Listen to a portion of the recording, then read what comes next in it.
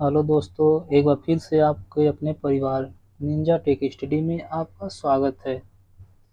आज हम एसएससी और रेलवे के लिए हमने पार्ट 1 पढ़ा दिया है। आप नहीं पढ़े हैं तो डिस्क्रिप्शन बॉक्स में उसका लिंक दे दूंगा, उसे आप देख सकते हैं। आज हम लोग पढ़ेंगे इसका पार्ट 2। पार्ट 2 में हम इसमें कर क्या रहे हैं, प्रैक्टिस सेट आपको करा रहे हैं। प्रैक्टिस सेट में आपको ऐसे ऐसे प्रश्न करा रहे हैं जो मतलब आपके लिए आपके एग्ज़ाम के पॉइंट्स ऑफ व्यू से बहुत ही इम्पोर्टेंट साबित होंगे। तो दोस्तों चलिए आगे बढ़ते हैं और आपके सामने स्क्रीन पे ये रहा पहला प्रश्न। लिखा है 7200 रुपये पर 2 वर्षों के लिए समान ब्याज पर साधारण ब्याज और चक्रवृद्धि ब्याज के बीच का अंतर 162 रुपये है। ब्याज की दर ज्ञात कीजिए। देखिए, इसको चाहे तो लंबे मेथड से भी लगा सकते हैं या चाहे तो इसको एक शॉर्टकट फार्मूला रहता है उससे भी लगा सकते हैं। तो पहले हम फार्मूला देख लेते हैं। सूत्र क्या है इसका, 2 वर्ष के लिए, 2 वर्ष के लिए। अब 2 वर्ष में क्या, सी आई माइनस एस आई यानी चक्रवृद्धि ब्याज और साधारण ब्याज का अंतर बराबर होता है आपका प्रिंसिपल यानी मूलधन रेट बटा में 100 का स्क्वायर। अगर यही 3 साल के लिए हो जाए, बाई चांस 3 वर्ष के लिए आपके प्रश्न में दे दे, तो सी आई माइनस एस आई बराबर होता है आपका पी कोष्टक में आर बटा में 100 पर स्क्वायर। सेम ही बस इसमें बढ़ जाता है 300 प्लस आर बटा में 100। जब 2 वर्ष कहेगा तब के लिए ये है, जब 3 वर्ष के लिए कहेगा अंतर यानी चक्रवृद्धि ब्याज और साधारण ब्याज का अंतर कहेगा तो 2 वर्ष के लिए ये वाला फार्मूला लगाएंगे और 3 वर्ष के लिए ये वाला। तो हमें दिया है 2 वर्ष के लिए तो हम 2 वर्ष वाला लगाएंगे, नहीं इस पे लगाएंगे। कह रहा है कि दोनों का अंतर दिया आपको सवाल में, देखिए 162। तो लिखेंगे हम 162 बराबर पी यानी प्रिंसिपल कितना दिया है 7200, आर का मान आपसे पूछा ही है बटा में 100 स्क्वायर। 7200 को इधर ला दीजिए तो 162 बटा में 7200 आर बटा में 100 का होल स्क्वायर। ठीक, इसको कटा दीजिए। कितने से कट रहा है, 6 से कट जाएगा। 6 से कटाएंगे, 6 कम 6, 6 दूना 12, 1200, 6 दूना के 12 बचा 4, 6 7 42, 3 से 3 9 27, 3 चौक का 12 नहीं बच गया हमारा 900 बटा में 400 बराबर आर बटा में 100 का स्क्वायर। तो आर बटा में 100 बराबर हो जाएगा अंडर रूट 9 बटा में 400। तो आपका मिल जाएगा आर बटा में 100 बराबर 3 बटा में 20, 20 से 20 एक कम 20, 20 पाँचे 100 यानी आर बराबर 3 गुणा 5 हो जाएगा, 3 पाँचे 15%। आपका आंसर आ गया 15%। ओके, देखिए इसमें अगर हमें फार्मूला नहीं भी याद है तब भी आप लगा सकते हैं, बस थोड़ा सा लंबा होगा। इस पे क्या है कि डायरेक्ट मान रखेंगे और आपका आंसर आ जाएगा। अगर बाई चांस आपको फार्मूला नहीं भी याद है तब आप क्या करेंगे कि दोनों को निकालेंगे पारी पारी, तब उसके बाद जाके आएगा। चलिए अब अगला प्रश्न देखते हैं। देखिए ये रहा अगला प्रश्न, दिया है 1/3 minus under root 8 minus 1/8 minus under root 7 plus 1/7 minus under root 6 minus 1/6 minus under root 5 +1/√5 - 2 का मान किसके बराबर होगा। देखिए इसमें पहले मैं आपको एक बात बता दूं, बाई चांस अगर आपको कभी ऐसे दे दे अपान करके, जैसे मान लीजिए पहले हम उठा ले रहे हैं कि दिया है कि 3 - √8।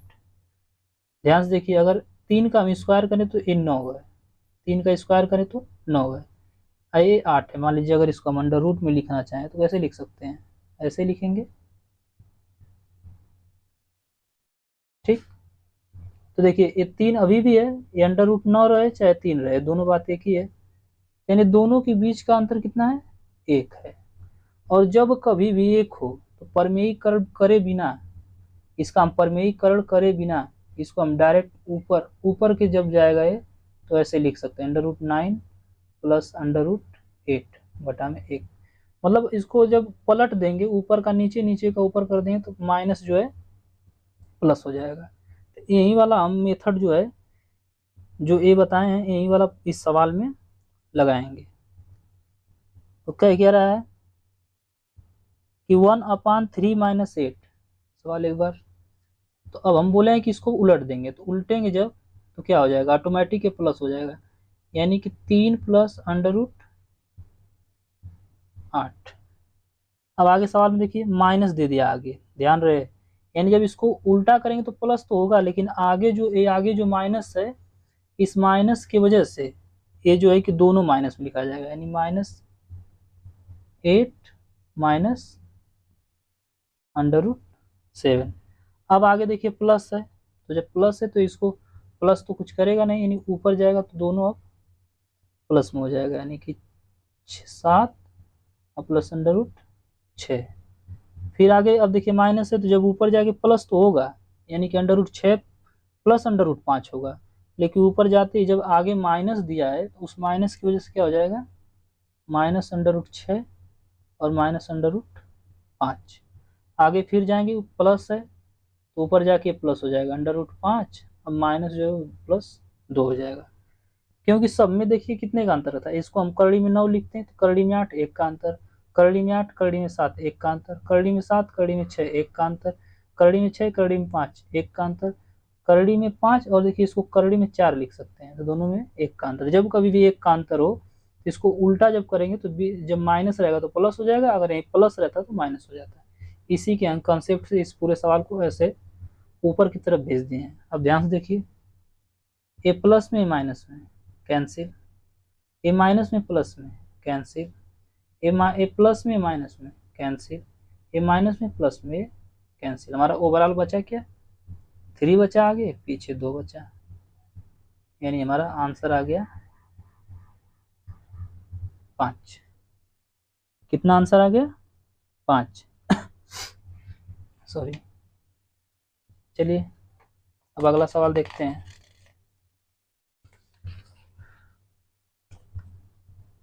अगले सवाल में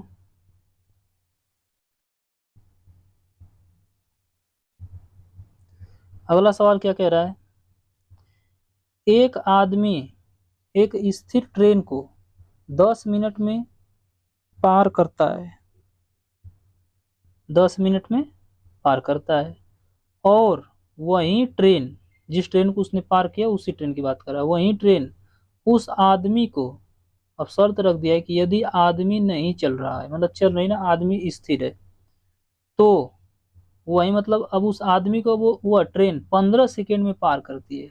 रेलगाड़ी की गति का मनुष्य की गति से अनुपात, रेलगाड़ी का मनुष्य की गति से अनुपात पूछ रहा है, यानी दोनों के चालों का अनुपात पूछ रहा है। तो हमें देखिए पता होना चाहिए कि चाल बराबर क्या होता है, दूरी बटा समय, चाल बराबर दूरी बटा समय। इसी कंसेप्ट का यूज करके हम इसे लगाएंगे। चलिए अब देखिए इसमें हमें समझना क्या है कि जब आदमी जो है ट्रेन को पार कर रहा है तब भी ट्रेन की लंबाई के जितना ही दूरी चला होगा, और जब ट्रेन ने आदमी को पार किया होगा तो ट्रेन अपनी लंबाई के बराबर चली होगी। यही कंसेप्ट लगाते हैं। तो यहाँ हमें चाल का अनुपात चाहिए। अब देखिए चाल बराबर दूरी बटा समय, यानी कि हम मान ले रहे हैं कि माना ट्रेन की लंबाई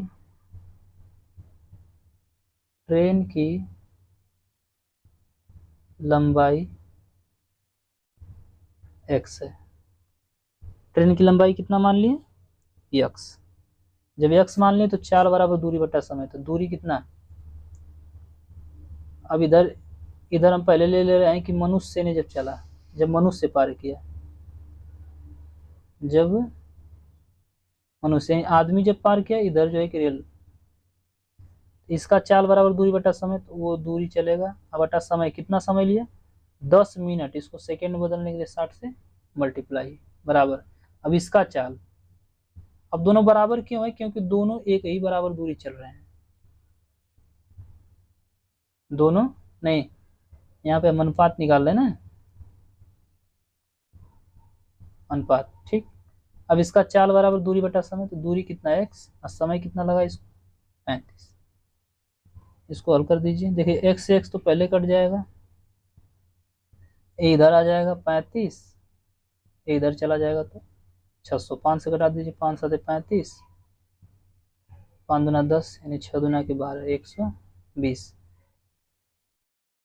7 संबंधी 120। देखिए आपके ऑप्शन में ये दिख रहा है कि 7 संबंधी 120, और आप तुरंत जो है कि इसको 7 संबंधी 20 टिक करके चले आएंगे, लेकिन देखिए प्रश्न में क्या पूछा है, कर रेलगाड़ी की गति का मनुष्य की गति से, हम जो कि हमारा आंसर है मनुष्य की गति का रेलगाड़ी से, यानी इसका आंसर सही होगा हमारा 120 संबंधी 7, ठीक।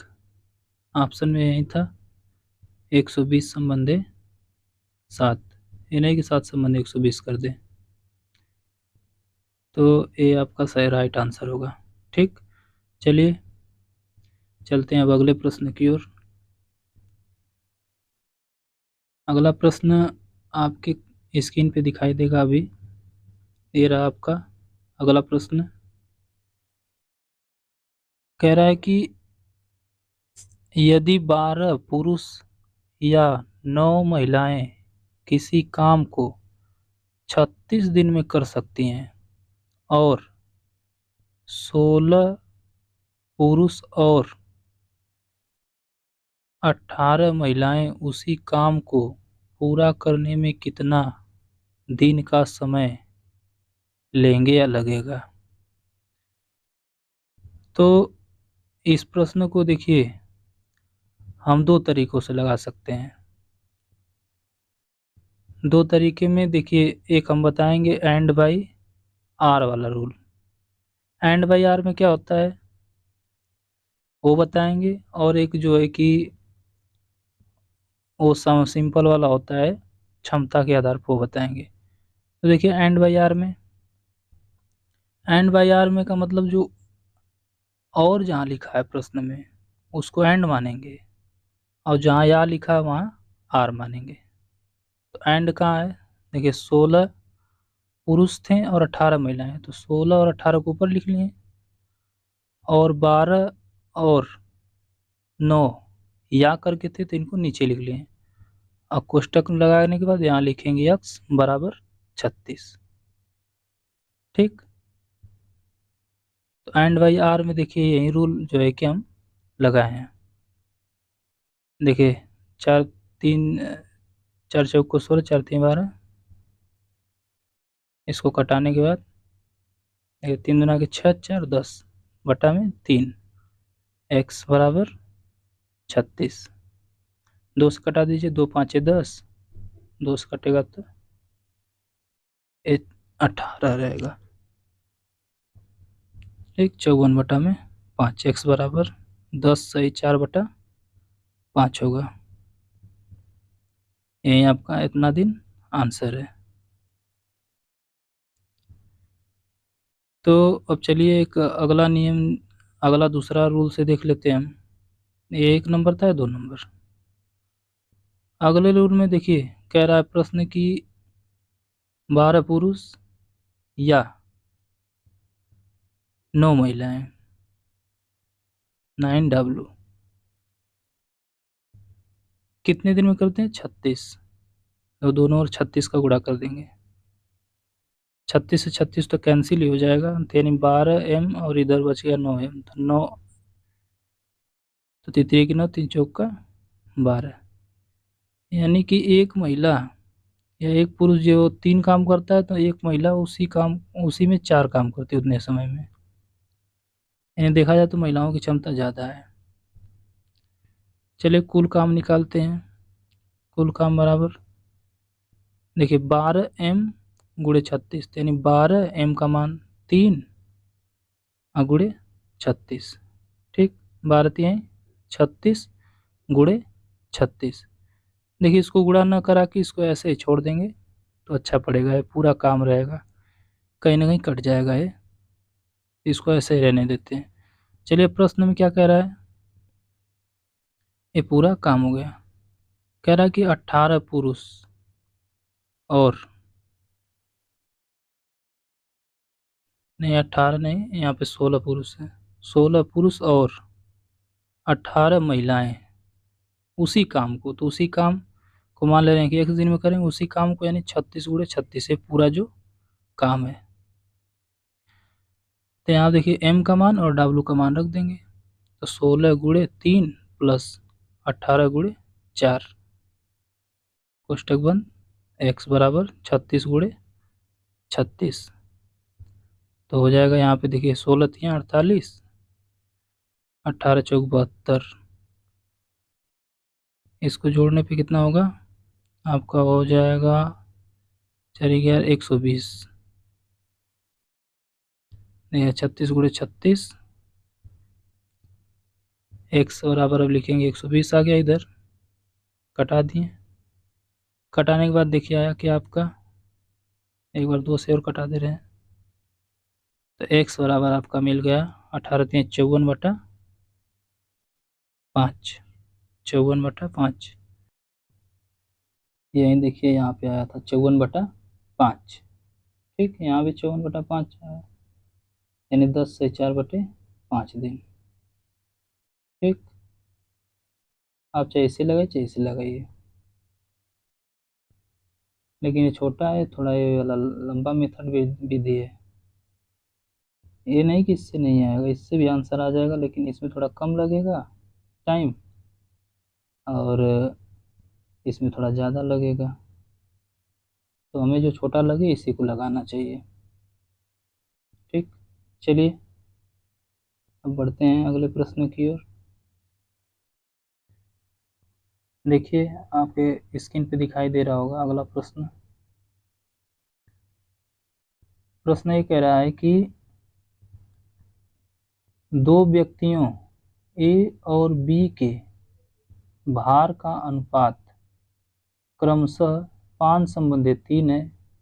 यदि ए के भार में 5% की वृद्धि हो जाए और ए तथा बी का कुल भार 15% बढ़कर 92 किलोग्राम हो जाए तो बी के भार में हुई प्रतिशत वृद्धि ज्ञात कीजिए। दशमलव के 2 अंकों तक शुद्धतम मान पूछा है। तो इस सवाल को देखिए, हम चाहे तो बड़े मेथड से भी लगा सकते हैं, छोटे मेथड से भी, लेकिन हम जो बताएंगे मेथड वो औसत में भी काम करेगा और कहीं लगाएंगे या फिर रेशियो वाले में, तो हमें इस सवाल को रेशियो मेथड से लगाएंगे।